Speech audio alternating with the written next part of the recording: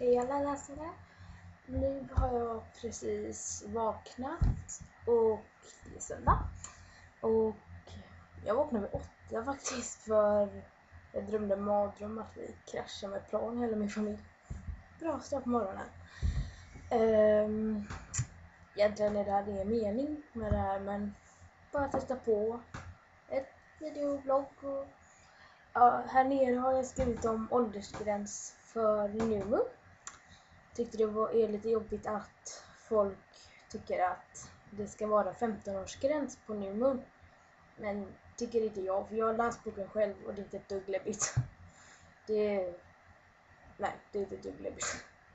Kanske den läbbigaste, jag läser 4 just nu, och det läbbigaste är nog, jag kanske inte ska avslöja något, men det är nog lite mitten av 5, men det är inte ens så jättehemskt som man skriker liksom. Vi klarar det nog. Det är ju taskigt för oss 11, 12, 13-åringar som vill se Twilight men får vänta flera månader på DVD:n. Det är ju det som får oss att ladda ner, eller hur? Idag kan jag nog bara städa och slappa och njuta av ledigheten.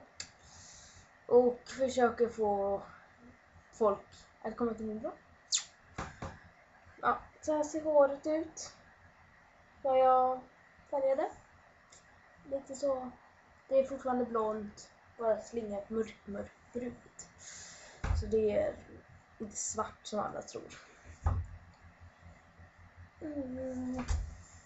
Det var väl allt. Puss på er. Det kanske blir mer videoinlägg.